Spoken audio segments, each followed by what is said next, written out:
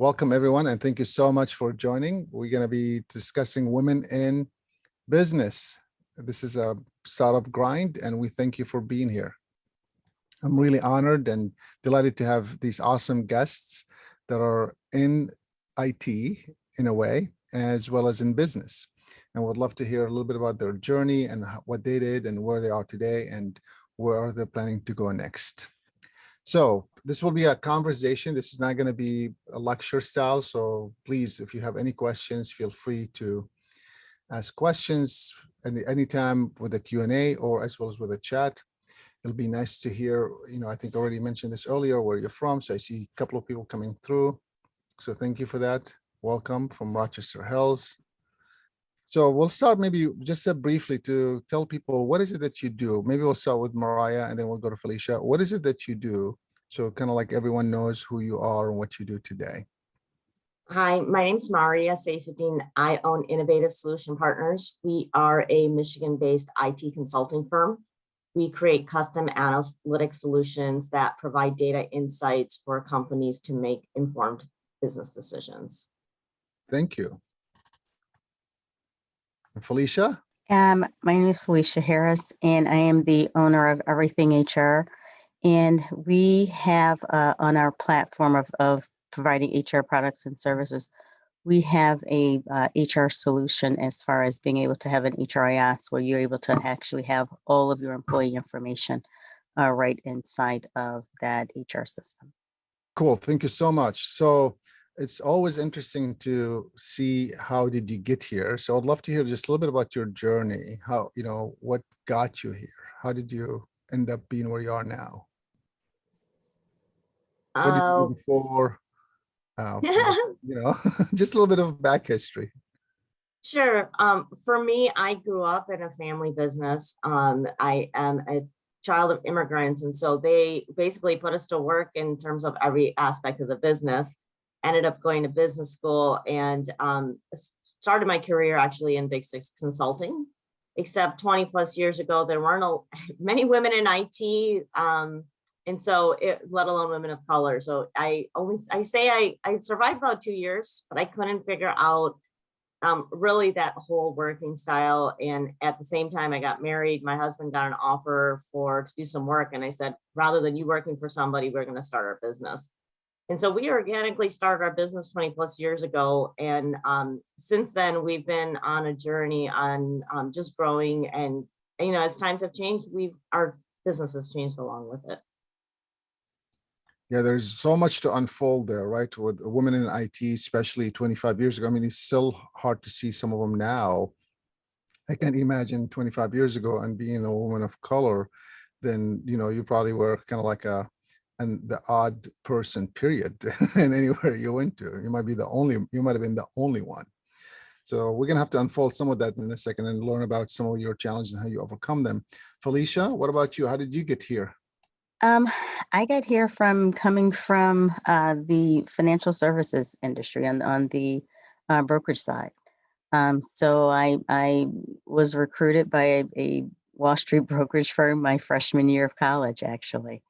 And so from that led to, a financial career and then being able, in that career, managing people. So basically, I got a bachelor's degree in finance and international business. And since I was managing people, I got a master's in HR because all of that is what I was doing. And, so from that aspect of things, I, started doing what we tell our clients to do is start thinking about what it is you want to do in retirement. And so being able to marry the things that I've done my entire professional career with the managing people and the financial is how I started that. Oh, and you even got my camera on. That worked. That worked.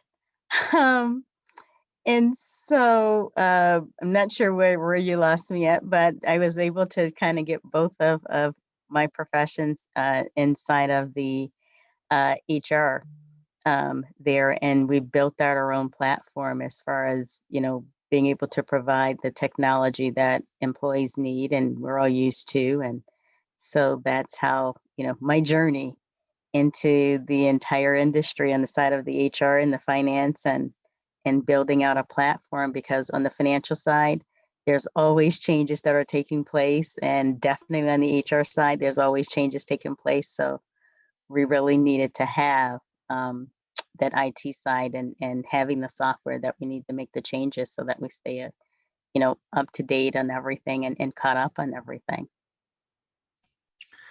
Wow. I mean, same with you. I mean, finance, international business, and IT all in one place. It feels like, you definitely might have been the only one, and you maybe still be the only one. I don't know, unfortunately. Hopefully that will change. So I'd love to unfold, and maybe we'll flip it this time. We'll start with you, Felicia, and we'll go Mhm. next. So I would love to hear a little bit about being in finance and then coming up with this platform idea. What challenges did you face being just even a business owner, and then anything that you might have felt because you're a woman, you might have faced it? I'd love to hear your thought. And then, of course, because you're a woman, a woman of color, you might even Mhm. face some additional things that I couldn't even begin to imagine. So I'd love to hear a little bit more from you. There has always been challenge. I mean, understand that when I came into the financial industry, that's in the 80s, the mid 80s, and recognizing that I am the only African American female, and there were not very many females in the financial industry. You had to pretty much pave your own way. And so, you only got bits and pieces of different little things. In fact, I used to tell the joke to everyone that the very first thing that I was given on my very first day working at this firm, I was given a $1 million municipal bond to go and trade. And the person spent less than 3 minutes with me explaining the process. So literally, you had to figure it out yourself. And the ongoing saying was you had to outswim the sharks. So for me, it became a thing of survival. You had to pave your own way, you had to teach your own self. And so that's something that I'm accustomed to. It's, do I have stories of saying of harassment and all the other things? Of course I do with the industries that I was in. But just it's making or having that mindset, at least for myself, that I'm the only one that can stop myself. If I educate myself, if I train myself to do the things that I need to do to stay focused, then I can pave and move forward for myself. And so I took that same approach in developing the software and the business and everything. Just one door may close, but you know what? You may find a crack somewhere that you can get some information and you can move through. So, does it take more time to do that way? Absolutely, it does. But you know what? When you go back and you look over your day, you can feel comfortable and good about I paved this way and I tried to make this good for myself and I can do it the right way.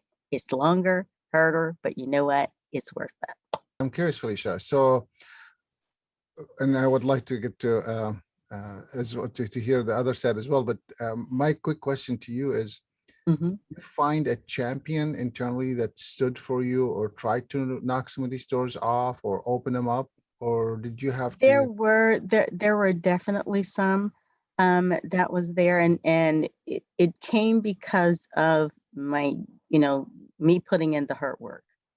I have, just a personal philosophy that um, irregardless as to if I have a team member that's not giving 100%, it, I have to give more to make up for it because we're not going to fail. We're going to play till we win. And so, every manager in which I've ever had, benefited from that. And so I was rewarded, financially for that because they recognized who ultimately was doing the work. Hmm. And so that gave me and that really supplied me with the finances to start my own business. So in that matter, I am very grateful, of being able to do that and have that and from that end of it. But for the most part, it's making those connections, like you say, to do the work, do the hard work. That's interesting. Yeah, I'm sure what I've heard from others in the past is you always had to do a little bit more work, and you had to always prove yourself while Mhm. others might have not had to do that and Mhm. stumbled their way and they were fine.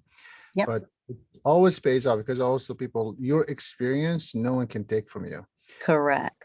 Take anything else they want, but your experience, you gain it, you have it, and now you can leverage it any other way you'd like. And fortunately for you, you could do whatever you want. And unfortunately for them, you could do whatever you want. All right, let's same question, right? So what challenges did you face and how you overcome them being in, especially in the IT and the computer world, it seems like you're very isolated. I mean, when I took classes as electrical engineering, it was all guys. I don't think there were any women in any of the classes I ever taken. But, so I cannot even imagine in the workforce, what did it look like? So love to hear a little bit of challenges and how you overcome them, Maria. I think in corporate America was really different. I think now I think I was the only woman, a woman of color in that department when I started. The joke was when I started on my first day, they're like, oh, there's the other Muslim woman in accounting. You must know her because you all know one another. And so that's how my first day of work was. And I think the thing is that back then there wasn't a lot of talk of sponsorship and mentorship. It's like how Felicia talked about it. You got to swim and beat the sharks. And I was young. I had seen my parents do their own thing with their business and start something with nothing and be successful. So my patience level at that age was not very high. I'm like, why did I go to college so that I would be a secretary? Essentially at that point in time, I was managing a budget for them. I was really good at organization. I had a manager tell me that, have you ever heard that if you're really good at something, they'll never move you? I'm like, so should I stop being good at what I do? But it really, like, these types of instances really kept popping up, and it made me think, I'm like, what do I want to do with the rest of my life and all my efforts? So then that when we started the business, it had a different set of efforts, right? And a different set of hurdles. And it wasn't easy, but over the years, what I've realized is that, just like Felicia alluded to, it's up to me. So now when we go into meetings, I set the table. I tell people who I am, what my role is, because if I explain it to them in the upfront, all of a sudden the conversation becomes a different one versus them trying to guess in this. And we're all human beings, right? The stories come, we make up our own stories before we even hear the person or what it means. And so it's been an interesting journey. I would say everything Felicia alluded to, you got to put in the work.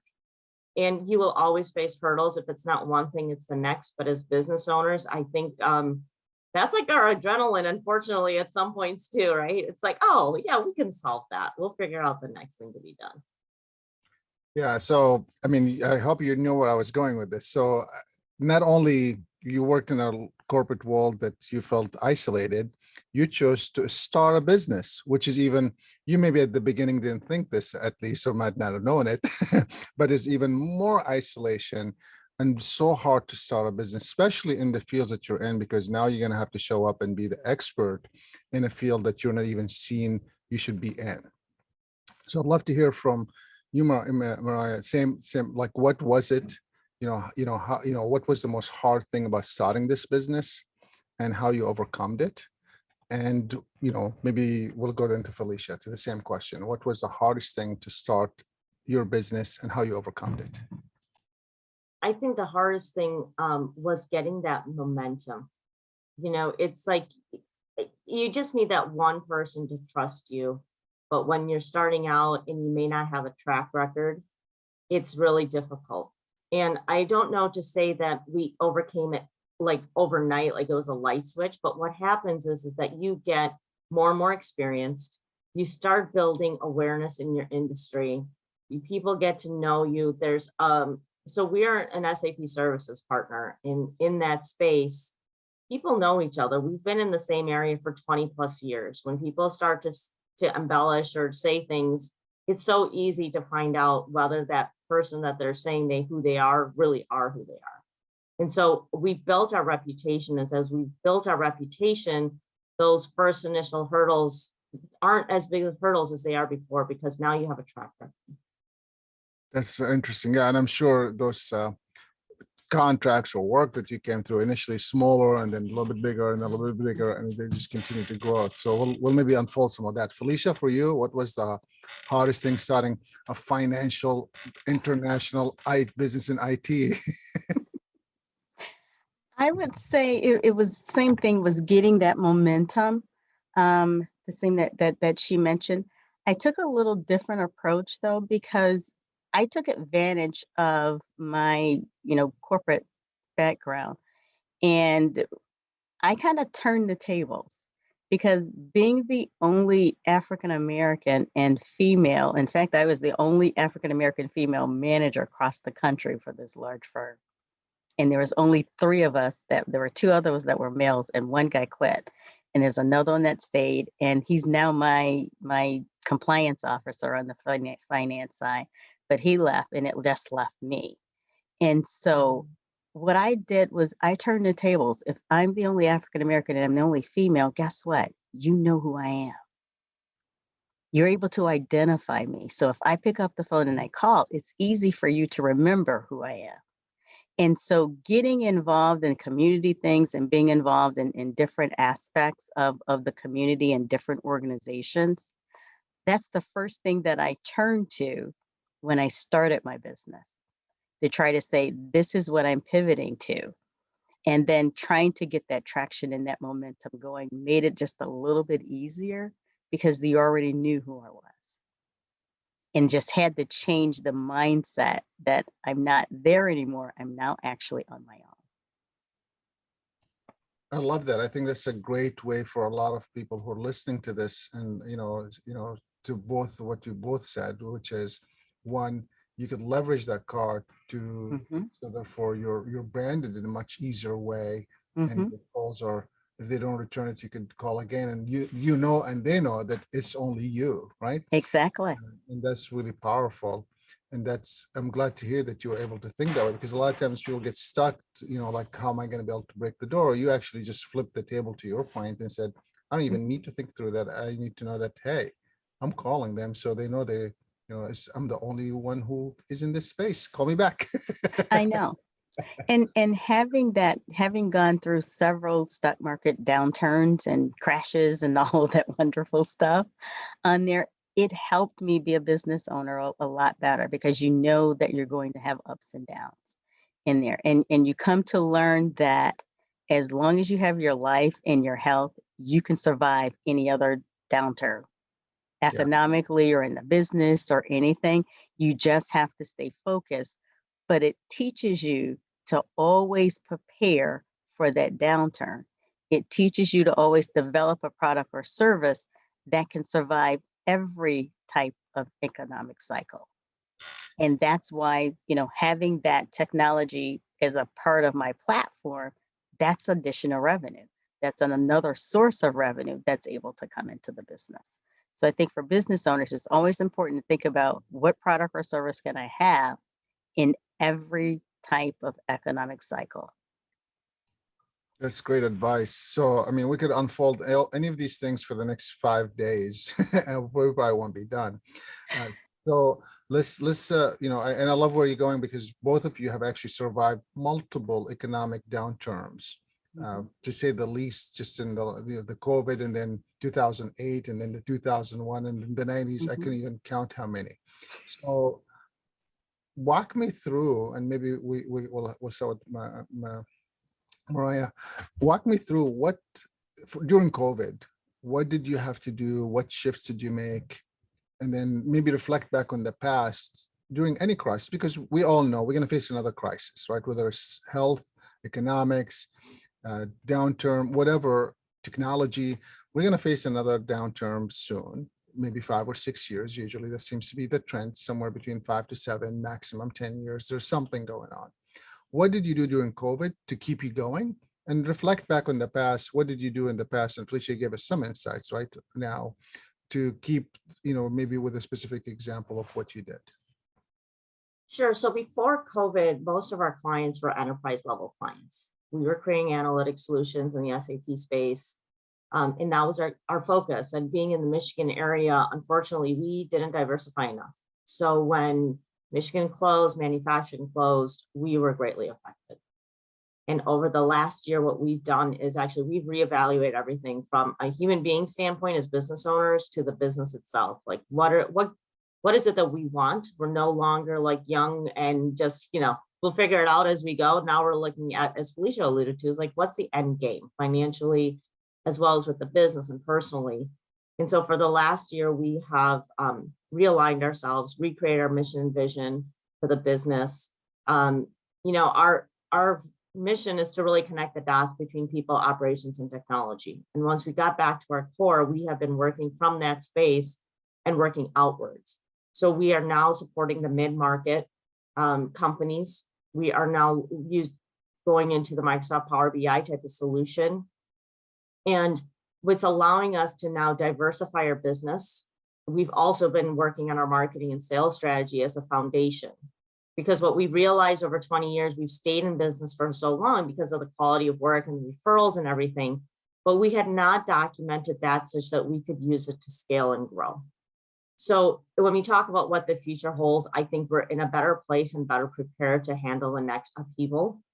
I think in the past, when the economy tanked and did what it did in 2008, I was still extremely optimistic. I knew it was just a blimp in the radar.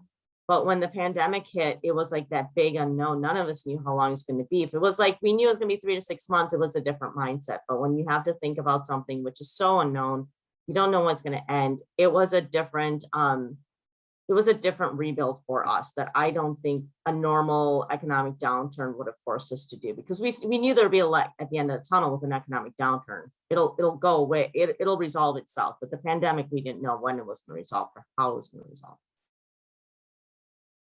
Yeah, I think you're onto something. You have to figure out how to do business now the way it is, whether you like the environment or not, and whether you want it to be remote or not. You have to figure out how to do business today. So this is pretty insightful. So you shifted your gears from large institutions to mid-sized institutions, and you're really working with mainly, I'm assuming, manufacturers still, since you're in Southeast Michigan, or did you shift that as well? We are now actually diversifying. It's, we love the manufacturing space on a personal level, but personal insights will not get you your business to grow. And so we are now actually with professional services firms, engineering, consumer products, because data is data, right? It doesn't matter what the firm is or what it is in the back end. Our role is to take that data, pretty it up so that the businesses can actually get value out of it to make decisions. So we're no longer limiting ourselves to one area. We're actually looking at every possibility and trying to learn more about it and go after that business. That's great. What about you, Felicia? For us, because that small and mid-sized business do not have a finance or HR department, for us, it was like our hair was on fire, because literally everybody started calling. And so for us, it was trying to regroup and gathering everyone and actually improving our technology so that we could serve, everyone that was coming to us. We had Macomb County using our training platform there because they needed to access training and they wanted to do that through their CARES Act funds.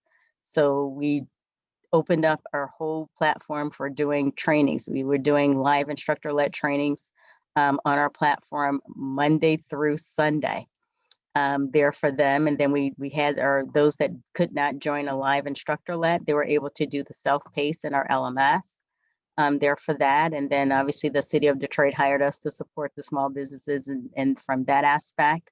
So we had, set up something on our for being able to tax an HR professional or talk to someone from that end of it. We did so many different things. We participated in Oakland County and helping people fill out their PPP, which we're still helping them do, and the IDLs and all the different grants. And so having that ability to pivot and to be flexible as a small business is huge. It's one of the advantages of being a small business, because you can change. The businesses that are stuck and won't change or won't figure it out, those are the ones that are not surviving in an economic downturn.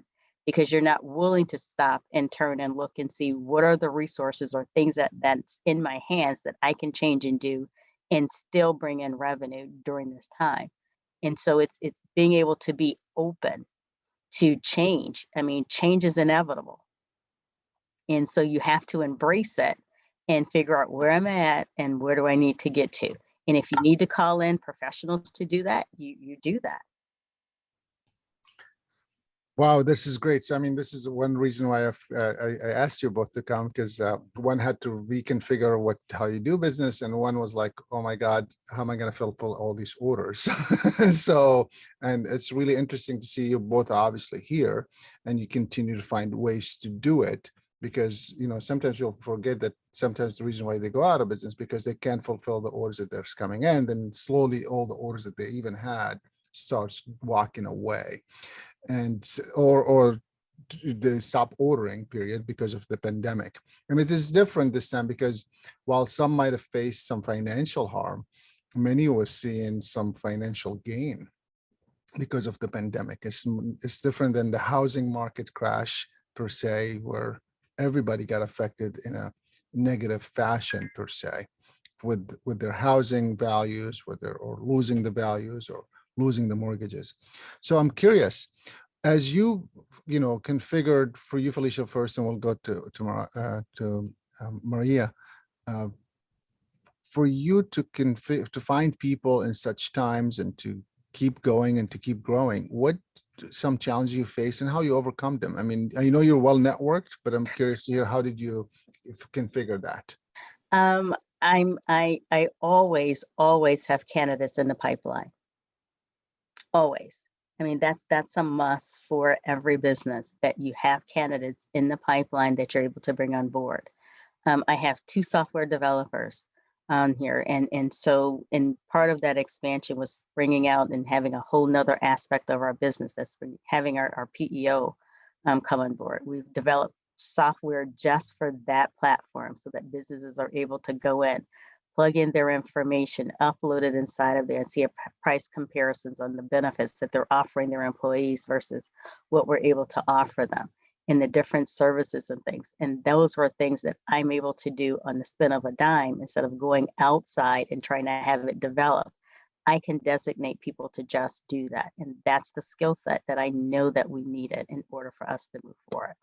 And so having those individuals there on staff just makes things so much easier and better to do. And so you always have to have people in your pipeline that you know that you're going to need. So if you're doing your proper planning and strategic planning out there, and I need this, and this, once you figure out what you're going to do, what is the personnel that you need in order to fulfill that? And then you start recruiting those folks. That's awesome. I mean, there's so much I'd like to learn more. I don't know if we'll have time for it. Like, how did you even build the whole thing for, all these things, but, and building an app and getting on the QuickBooks store, those are not easy tasks to tackle. But let's hear from Maria. What were, how did you, going back to rebuilding and launching in a way, relaunching, that's not an easy task to do, especially in a pandemic. So walk us through what did you think you had to do? So with Felicia, we heard about, she had a benchmark of candidates. What did you do? You're muted. I knew I had to go do that once. For us, for the relaunch, the first thing we did when the pandemic hit was I hired a business consultant. And for many, it seems like the opposite thing to do, that you're spending money when you're losing money. But it was what I've realized after doing enough trainings and working on the business, it's that you don't have all the answers. So the business consultant came in, and we're a family run business. My husband and I started it. So it benefits to having a third party come in and get everybody on the same page. So once both of us were on the same page, we're working on our financials, cash flow, everything. I then realized that our relationship with that business consultant had reached its point. Like, it's funny, it was always like she was too nice because she wasn't pushing us to the next level. And in the process of how, like Felicia talks about building the network, I'm now finding help from all of these organizations that I've been a member for years. And I never realized the potential of these organizations until COVID hit, because everybody is trying to support one another. So after, in the last 6 months, I've gotten from one place a sales mentor, who is actually the first person who I've ever worked with that is IT and sales, because I've always gotten help from firms, but they don't understand my industry. They understand what they do, but they don't know how to merge my industry with what they do successfully. And then we've gotten help with a marketing strategist who has helped us bring everything from the foundation up. Like I tell people, I've always had pieces of the puzzle, and I've never been able to find a resource that would allow me or show me how to put all these pieces of the puzzle together. So now we have a marketing strategy, a sales strategy. We've documented our proven process on how we work with clients, which, you know, on the outside looking in, you think a 20-year-old business would have all these things in place. But when you're so busy moving your business forward and things are good, these are the things you don't focus on. So what we've really done this last year is look at how can we take our business, put a foundation in place. So now that we're looking to grow and hire people, they know what to expect when they come to work with us. What's our philosophy? How are you going to work with clients? What does that relationship look like? And taking this and then not having to reinvent the wheel every time, because there's no need to. But as business owners, we get so used to doing things that way that sometimes that brain dump becomes really difficult. So these are like some of the hurdles and how we've been preparing through this whole time. That's awesome. So it sounds like you started reaching out to the network that you had to say, we're looking for work, or here's our new branding, or here's whatever it is that you were messaging them to. That's great. So these are really great insights for people to understand how to keep going in tough times, whether it's this crisis or another crisis. Having a benchmark of talent and having a network that you could leverage, these are great insights for people to hear. Fantastic. So, you know, I could keep you for the next few days, but I'm going to try to, and if, by the way, for those who want to ask any questions, please just keep posting the questions in the, you know, either in the Q&A section or in the chat. I'm happy to bring them up. I already have asked not all my questions. I have a few pages of them, but I will stop at one point. I'd love to hear about where you see yourself now, the next 5 to 10 years. What does it look like for, and we can start maybe with you, Felicia. What does it look like for the next 5 to 10 years? Where are you going? Honestly, for me, I'm driven and committed to other success. I mean, that's why I'm on the financial side. That's why I'm on the HR side, and the products and the services that we create. It's driven to try to pour into others and pour into their success. And so, you know, one of the things that I started doing during the COVID process, the things that I found rewarding was allowing those businesses that felt that they needed to shut their doors and finding ways for them to keep their doors open. Even though I had long, long days, that always put a smile on my face at the end of the day. And so one of the things that I want to be able to look back on 5 to 10 years from now is not only just see the growth for my company, but also the growth of others that we've partnered with to provide the services to. And so for me, it's twofold. I want to see my company grow, but I also want to see the others that we serve grow. Thank you. I would probably build on that as well. I think one of the things that looking out, especially since we haven't stopped our enterprise level work, but the mid-market space is a little bit different in that we are working with the decision holders and decision makers, and we're seeing the impact on a business and how it's growing. So say a 20, 50, or $30 million company with a goal of going to 60 million. And on the outside, that sounds like it's a big business, but usually at that core of that business is a small team of like 8 to 10 managers. So we're seeing the impact of that growth in that business. And when they hire people, and the ripple effect in the economy is extremely exciting. And I think what you'll find with people like us that are passionate about our business, I want to grow my business. I'm looking at 5 to 10 years, you know, we've seen exponential growth based on putting in these foundational processes and the quality of work we do and the impact of it in the industry. At the same time, I feel like this mid-market space is always forgotten. It can be forgotten. Everyone focuses on the big fish in the ocean, so to speak. but there is a lot of opportunity at different levels in the community at different sizes of businesses. So for me, it's all about that, you know, growing our business, helping these other businesses grow and thrive and survive, and really making sure that companies aren't data rich and information poor. Wow. There's just this. Thank you so much for sharing that. I'm always intrigued by business owners because I always hear this terminology of, you know, the new wording that we see more of today, social entrepreneur. And from my experience, I really haven't met an entrepreneur that is not socially cautious about the impact that they make in the communities that they live in. And I understand the difference between a social entrepreneur today versus entrepreneurs who are socially cautious, because that's the only ones I know, but I'm sure there's somebody out there today that wants to make money and just all they care for. I just haven't met them yet, but I'm sure they exist. So walk me through what some, you know, I already know that you do so much for the community, uh, but I would love to hear a little bit more about specifics that you might have done during COVID. You know, whether for Felicia, you're kind of like talk a little bit about it, where you started working 18-hour days versus, you know, taking, most people had, a lot of people had actually the whole time off.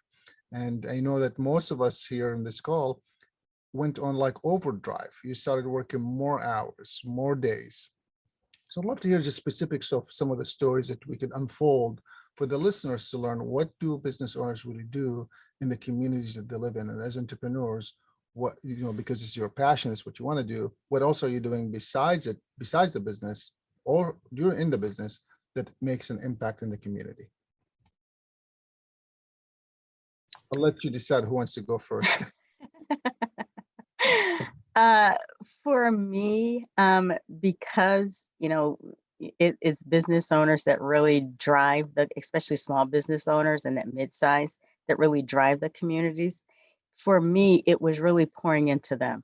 So throughout this COVID process, there were a lot of them, because they have no business coming in, we had to do pro bono work for them, so for them to survive.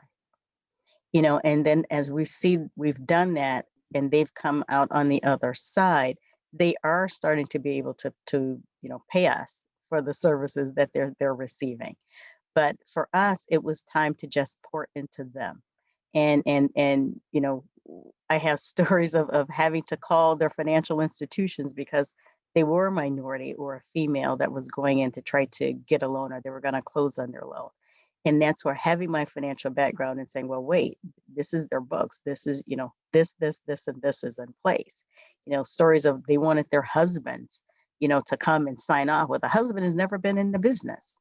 Why is the husband signing off? You know, and so being able to act as that representative for them and that voice and talk to those other financial institutions, you know, to them was very meaningful for them, and allowed their businesses to stay open, you know, where otherwise they didn't know where else to turn or what else to do. And so that's the contributions that we've made thus far, you know, during the whole COVID process.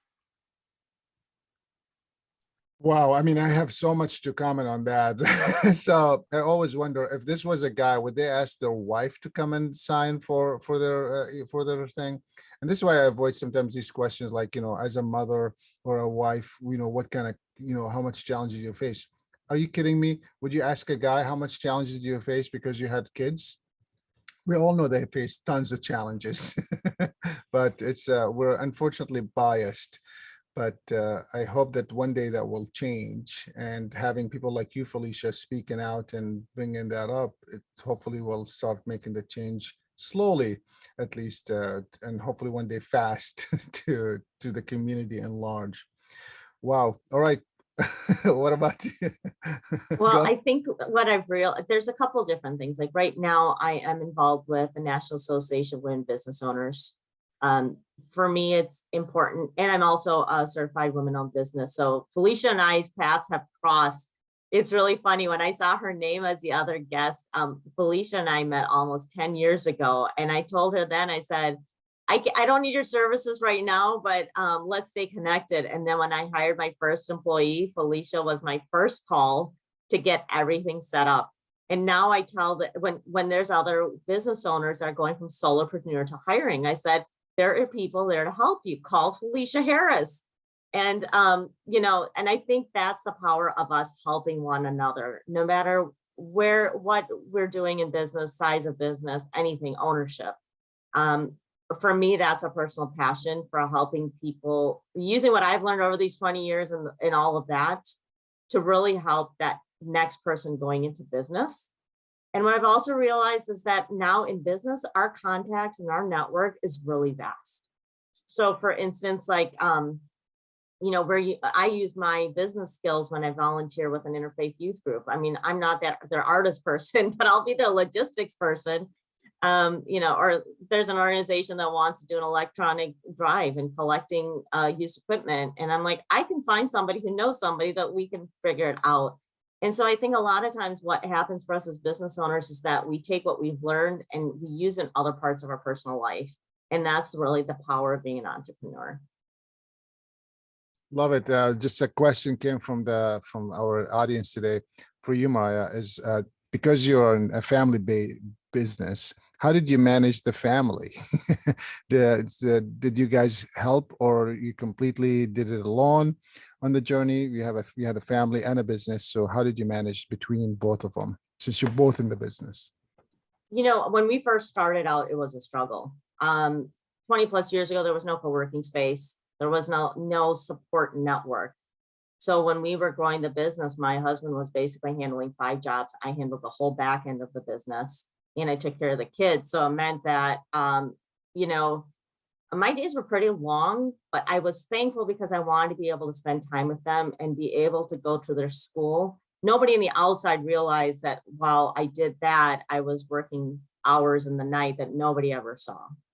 And was it worth it? Yes. Do I think it needs to be repeated?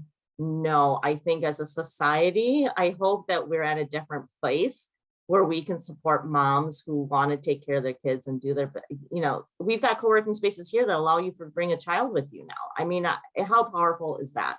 That in itself is like a testament that hopefully we're recognizing how we can support one another and what our dreams are.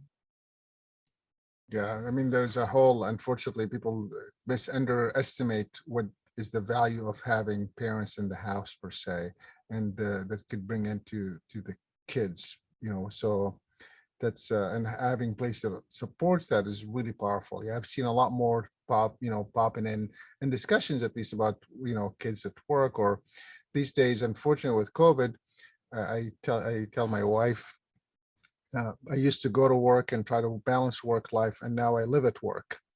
so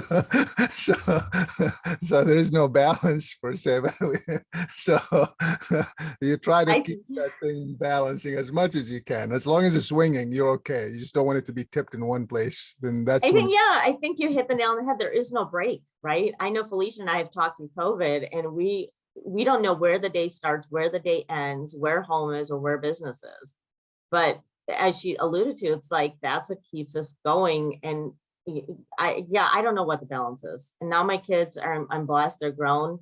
They are now fed up with this idea that we talk business everywhere in the house. So it's like, but they understand what a P&L is, they love watching Marcus Lemonis and The Profit, and they understand what business is. And so even though I don't think either of them will ever go into our business, it's just nice to see that they understand a better understanding of how the world works. That's powerful. What about you, Felicia? There is no work-life balance. I mean, that we offer that course, and it's like, you know what, we need to just stop offering that course because it just does not exist. It's one of the things I actually shared with someone earlier. I'm actually my Vistage coach, and she was talking about the work-life balance, and I said to her the same thing. It does not exist. What I find myself doing is, trying to designate that time for family and being fully engaged during that time with them, and recognizing it may not be as much time as I like to spend with them, but I'm fully engaged in that time that I am with them, but there is it's you're doing everything in between the duration of the day I may be there providing lunch for my mom and on a call with the client at the same time. You have to do whatever it is that you have to do, and we get through it. We get through the day. Yeah, no, that's a good analogy. I use the analogy of you got to keep it bouncing, right? So when it tips to one side, just know that you have to let go sometime because you need to the other side to go up as well. Otherwise, if you're on one side or the other, whether it's family or business, it's Yep. going to go bad because you get burned out from the business or the family doesn't see you anymore. Which is, I've seen a lot more talk these days about mental days as well as health days or whatever, and every organization is calling it something different. I'm curious, you as entrepreneurs and business owners, what are you doing to keep your mind straight? I mean, I use this analogy. I used to personally had time at least to process information, right? So where you drive or you're on a plane or you're walking from one meeting to another, so you had time to process it. And these days we just don't have time to process what we discuss or what we learned or what we need to implement, because you go from one Zoom meeting to the next Zoom meeting to the next call to a call in between, and really there are no breaks for you to walk through to process. So what are you doing to keep that flow of information processed as well as moving forward and making some time for yourself for reflection? Because I always believe reflection is where you grow. Otherwise, you just, keep doing things, you just don't really learn from it. And if you can't learn from it, you can't really reflect on it. If you can't reflect from it, you can't really grow with it. But I'd love to hear what your thoughts are. Oh my Yeah, goodness. I'm gonna let you go for that one because I haven't accomplished it yet. I was about to say, Felicia, I don't know if that exists. I have learned to do block work. It used to be that I could multitask and I could stay on task, but I think it has just been mentally draining. We've all experienced in some form or fashion the last year and a half. And so I have learned there's a couple of things. One, like the factual pieces. Okay, I've been trying to do block timing. If this is all I'm doing is emails in a certain setting, I'm not going back and forth. It's allowing my brain to actually finish a project or something in those realms. The other thing is to have some grace and patience. If someone told me it'd take me a year to redo everything in my business, I would have told them, why would it take me a year? Because, we come from a mindset that give me the task list, I'm going to knock it out and it's going to be done. So I've really gone from like wanting that win overnight to taking the small wins, appreciating it, and just, this is the time. It's going to take this long. It's going to take this long in terms of our internal work. Obviously, with our customer performance, that's a different issue. But for me as a business owner and how I'm approaching things, it's a different timeline. It's not as black and white as I thought it was. I've learned that there's a lot of gray, and to be okay with it, I think is the biggest hurdle. So I don't know if there's a mental, if there's a time I can take off to focus on it. It's just these little steps that then just build up to something big. I love it. So you're creating what I'm going to call white space for yourself or blank space here and there to make sure that you're able to process information. Fantastic. What about you, Felicia? I'm that early morning person. And so if I need to process something, typically that's where you're going to find me up at the 2 and 3 o'clock in the morning, because everything is just quiet. There's no phones. There's nobody calling your name at home or anything. That is my time to just kind of process everything and have either some time for myself, or if there are things that I need to get done, either for family or for work, it's that time for me to get it done uninterrupted before the day starts. So that's been my regimen, even before becoming a small business owner. Get that early morning, having that time for myself and getting whatever needs to get done. That has always been the way that I've kind of, processed everything or gone about everything. Wow, you both are amazing, and I appreciate you making time for this and being here with us today and in this sort of grind platform. I'd love to hear just I want to leave maybe a couple of minutes for you to for others to maybe also invite them to the stage if they want to ask something. I mean, we've had a few come through the chat, but maybe someone wants to speak and hear their sounds here. As parting words for women in entrepreneurship, women in business, women in IT, women in computer, women in logistics, women in finance, women in international business. What would you say to a young girl today or to a woman today that you wish someone told you 20 years ago, or you learned over the journey that it's something that people should be knowing of this or aware of this? What would you say? Could be one word, could be one sentence. I would say be true to yourself and stay true to who you are. It all works out in the end. And I would actually concur with that. I would say, at the end of the day, recognize that you need to invest in yourself and realize that you're always going to be stuck with you. So no matter what it is that you do, make sure it's something satisfying for yourself, because at the end of the day, that's really the only person that you have to please and you have to satisfy is yourself. Love it. So true to yourself and invest in yourself. These are great messages to leave behind.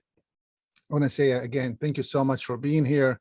I appreciate you. For those who are in the audience, if you would like to ask a question and unmute, just raise your hand. I could do that if you not. If not, I've already answered the few questions that came through the chat. So thank you much for being with us. Thanks Startup Grind for providing us such a platform, and as well as for all of our sponsors. So thank you. And well, I'm sure we'll be seeing you around, at least virtually, if not in person one day. So thank you.